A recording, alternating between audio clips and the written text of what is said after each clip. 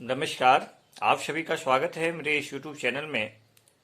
प्यारे मित्रों, जैसा कि मैंने आपको बताया था कि इस बार हम यूजीसी नेट निकालने के लिए पेपर 1 और पेपर 2 का तैयारी आप लोगों को मैं करवाऊंगा और इसकी शुरुआत हम आज कर दे रहे हैं। प्यारे मित्रों, आपको पता है कि पेपर 1 में 50 क्वेश्चन पूछे जाते हैं। वो 100 नंबर के होते हैं, जिसमें टीचिंग एप्टीट्यूड, रिसर्च, कम्युनिकेशन, आपका जो कंप्यूटर, पर्यावरण, पॉलिटी, आपको एक कॉम्प्रिहेंशन दिया रहेगा हिंदी से उससे, और एक डाटा दिया रहेगा, एक तरह से सांख्यिकी जिसको आप बोल सकते हैं, और सिंपल रीजनिंग रहता है। तो मित्रों, आज के इस क्लास में हम प्रीवियस ईयर्स के कुछ क्वेश्चन का चर्चा करेंगे जो टीचिंग एप्टीट्यूड और रिसर्च से संबंधित होंगे। अब कम से कम इन क्वेश्चन को देखने के बाद आपको पता चल जाएगा कि कैसे प्रश्न यूजीसी नेट का एग्जाम में पूछे जाते हैं। तो ये क्वेश्चन 2010 का है और इसमें कुछ क्वेश्चन है जिसको मैं आपको बताने का प्रयास करूंगा। पहला प्रश्न है कि अध्यापक निम्नलिखित में से अच्छा अध्यापक होने के लिए कौन सा गुण सबसे महत्वपूर्ण है। निम्नलिखित में से अच्छा अध्यापक होने के लिए कौन सा गुण सबसे महत्वपूर्ण है। ऑप्शन नंबर ए, समय की पाबंदी और गंभीर्य। ऑप्शन नंबर बी, विषय में निपुणता। ऑप्शन नंबर सी, विषय में निपुणता और प्रतिक्रियाशील। ऑप्शन नंबर डी, विषय में निपुणता और सामाजिकता। प्यारे स्टूडेंट्स, क्वेश्चन को आप समझिए। क्वेश्चन बोल रहा है कि एक अच्छे अध्यापक होने के लिए इसमें कौन सबसे गुण महत्वपूर्ण है। तो मान लीजिए ऑप्शन नंबर ये था समय की पाबंदी और गंभीर। तो समय की पाबंदी रहिएगा लेकिन आपको विषय का नॉलेज नहीं रहेगा तो फिर कोई काम का नहीं। दूसरा है विषय में निपुणता रहेगा और एक्स्ट्रा एक्टिविटी, एक्स्ट्रा चीजें आपके अंदर नहीं है, वो भी बेकार हो गया। तीसरा है सी में विषय में निपुणता और प्रतिक्रियाशील। तो प्रतिक्रियाशील भी बहुत अच्छा चीज नहीं होता है, ठीक है। अब तुरंत कोई बोला तुरंत प्रतिक्रिया दे दिए, है ना।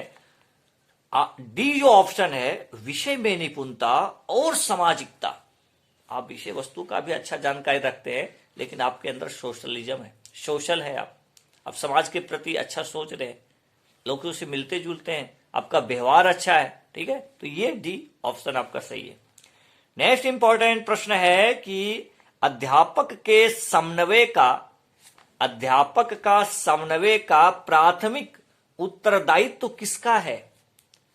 आपको कैसे रहना है, कैसे चलना है, कैसे पढ़ाना है, किस ढंग से बच्चों से व्यवहार करना है, ये उत्तरदायित्व किसका है। ऑप्शन नंबर ए, क्वेश्चन आया हुआ है यूजीसी नेट में। ऑप्शन नंबर ए, बालकों का।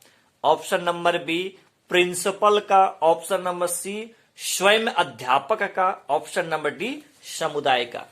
प्यारे स्टूडेंट्स, आपको लगता है कि हमको विद्यार्थी का साथ कैसे व्यवहार करना है, कैसे पढ़ाना है, किस ढंग से पढ़ाना है, क्या मेरा तरीका होगा, ये हमको कौन गाइड करेगा।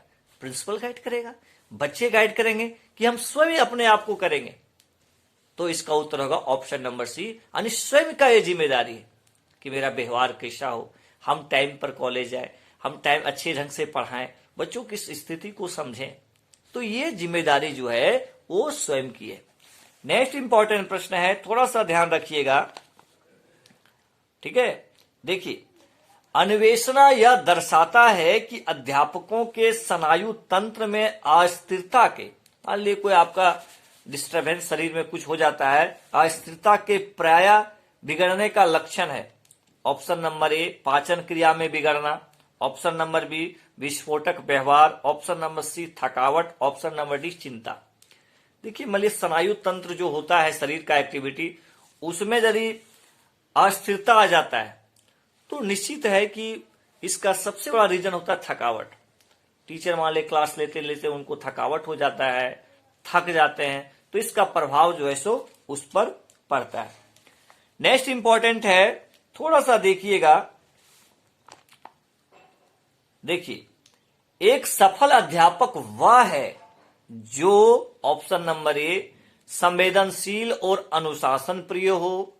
ऑप्शन नंबर बी, शांत और प्रतिक्रियाशील हो। ऑप्शन नंबर सी, सहनशील और प्रभुत्वकारी हो। ऑप्शन नंबर डी, निष्क्रिय। उस देखिए, पहले आप वैसा ऑप्शन जिसको निकाला जा सकता है, मतलब ये नहीं हो सकता है भाई, मतलब शांत और प्रतिक्रियाशील रहेगा तो कैसे काम चलेगा, निष्क्रिय रहेगा तो अभी काम नहीं चलेगा।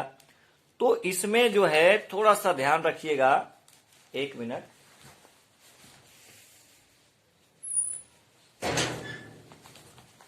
इसमें जो आपका ऑप्शन नंबर सी था, सहनशील और प्रभुत्वकारी हो, सहनशीलता होना चाहिए, व्यक्ति में सहनशीलता होना चाहिए। सहनशीलता एक बहुत बड़ा गुण है, ठीक है। मान लीजिए बच्चे कोई क्वेश्चन किए और आप गुस्सा कर दीजिएगा, तो ये आपका गुण नहीं होना चाहिए। आपको सहनशीलता होनी चाहिए, प्रभुत्वकारी होना चाहिए। तो इसमें जो है सहनशील और प्रभुत्वकारी हो, ये बहुत इंपॉर्टेंट है।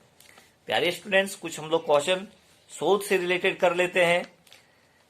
क्रियानिष्ठ शोध का भाव है, क्रियानिष्ठ शोध का भाव है, क्रियानिष्ठ शोध का क्या भाव है? ऑप्शन नंबर ए देशांतरीय शोध, ऑप्शन नंबर बी व्यवहारिक शोध, ऑप्शन नंबर सी एक शोध जिसे किसी जरूरी समस्या के समाधान के लिए प्रारंभ किया गया हो। क्रियानिष्ठ शोध बोल रहा है, ध्यान रखिएगा। क्रियानिष्ठ शोध जो है क्या है, यानी इसमें मैंने आपको बताया, इसको एकदम नोट कर लीजिए। जितना क्वेश्चन में आज से स्टार्ट कर दिया हूं, अभी डेली आपको जब तक एग्जाम नहीं हो जाता है, एकदम मैं डेली आप लोग को अपडेट करूंगा, ठीक है। देखिए, मैंने क्वेश्चन था कि क्रियानिष्ठ शोध क्या का भाव है। ऑप्शन नंबर ए देशांतरीय शोध, ऑप्शन नंबर बी व्यवहारिक शोध, ऑप्शन नंबर सी एक शोध जिसे किसी जरूरी समस्या के समाधान के लिए प्रारंभ किया गया हो, ऑप्शन नंबर डी सामाजिक आर्थिक ध्येय से की गई शोध। तो क्रियानिष्ठ जो शोध होता है प्यारे स्टूडेंट्स, वो होता है एक शोध जिसे किसी जरूरी समस्या के समाधान के लिए प्रारंभ किया होगा। इसको नोट कर लीजिएगा कॉपी में। नेक्स्ट इंपॉर्टेंट क्वेश्चन है, नेट में पूछा गया क्वेश्चन है, शोध है ऑप्शन नंबर ए बार बार खोज करना, ऑप्शन नंबर बी किसी समस्या का समाधान ढूंढना, ऑप्शन नंबर सी किसी समस्या के संबंध में वैज्ञानिक ढंग से सत्य को ढूंढने के लिए कार्य करना, ऑप्शन नंबर डी उपयुक्त में से कोई नहीं। तो इसमें आप क्वेश्चन को आंसर ऑप्शन को पढ़ करके पकड़िए। ऑप्शन नंबर सी किसी समस्या के संबंध में वैज्ञानिक ढंग से सत्य को ढूंढने के लिए कार्य करना, वैज्ञानिक ढंग से कि सत्य क्या है, प्रूफ क्या है इसमें, तो वैज्ञानिक ढंग आ गया, इसलिए ये ऑप्शन सही हो जाएगा। एंड नेक्स्ट इंपॉर्टेंट क्वेश्चन जो यूजीसी नेट में पूछा गया है पेपर 1 में, शोध से संबंधित, अनुसंधान अन्वेषण जिसको बोलते हैं में एक सामान्य परीक्षण में प्राथमिकता दी जाती है। ऑप्शन नंबर ए विश्वसनीयता को, ऑप्शन नंबर बी प्रयोग को, ऑप्शन नंबर सी वस्तुनिष्ठता को, ऑप्शन नंबर डी उपयुक्त सभी।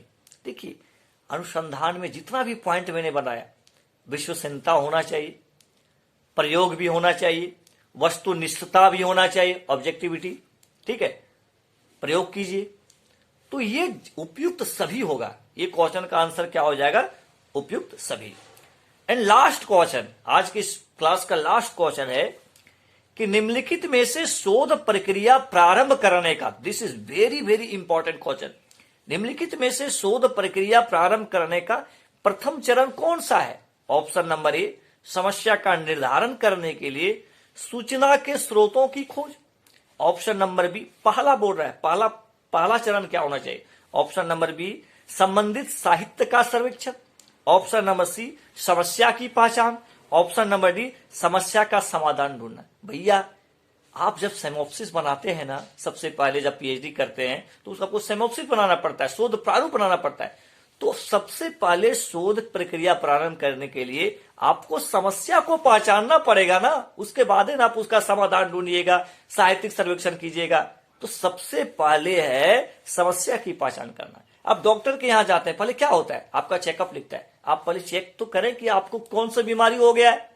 हमको जब बीमारी पता चल जाएगा तो हम आपको दवा दे देंगे, आप ठीक हो जाइएगा। इसी प्रकार से शोध प्रक्रिया प्रारंभ करने में सबसे पहला जो होना चाहिए वो है समस्या की पहचान करना।